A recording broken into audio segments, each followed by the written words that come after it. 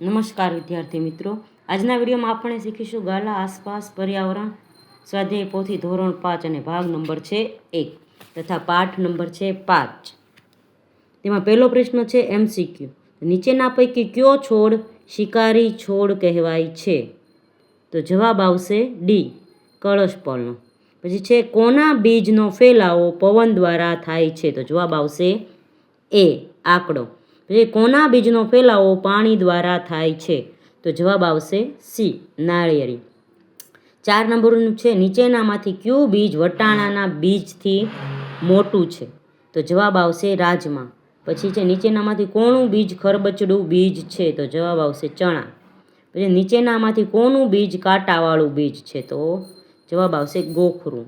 પછી કયા ફળનું બીજ મોટું હોય છે? તો જવાબ આવશે ચીકુ.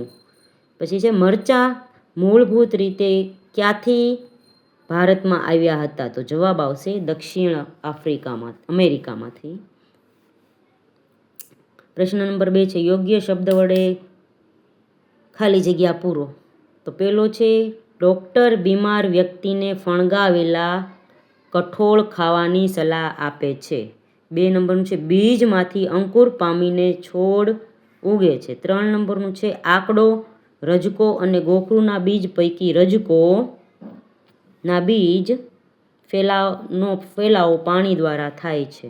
મગ, વાલ અને મકાઈ પૈકી મકાઈ અનાજ છે.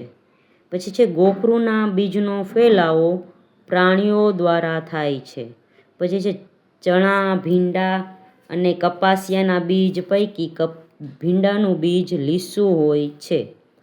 પછી છે વાલ, રાઈ અને કારેલાના બીજ પૈકી કારેલાનું બીજ ખરબચડું હોય છે. પછી નારિયેળીના બીજનો ફેલાવો પાણી દ્વારા થાય છે. આગળ છે ખરા ખોટા. તો પહેલું છે બીમાર વ્યક્તિને ફણગાવેલા ઘઉં ખાવાની સલાહ આપવામાં આવે છે. તો ખોટું. કઠોળને ફણગાવવા સૌ પ્રથમ પાણીમાં પલાળવામાં આવે છે. તો સાચું. 3 નંબરનું છે બીજને ઉગવા માટે ફક્ત હવા જ જરૂરી છે. તો તે ખોટું. વાલના બીજ અંકુરણ પામે ત્યારે તે બીજપત્ર દેખાય છે. તો સાચું. પછી સડેલા બીજ વાવવાથી ઉગતા નથી. સાચું. પછી છે બધા જ પ્રકારના બીજનો આકાર એક સરખો હોય છે. તો તે ખોટું. પછી છે વનસ્પતિના ફળમાં બીજ હોય છે. તો તે સાચું. પછી છે નારિયેળીના બીજ પવન દ્વારા ફેલાય છે. ખોટું.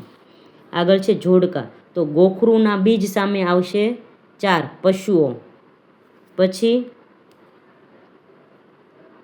તકમરિયાના બીજ સામે આવશે 5 પાણી.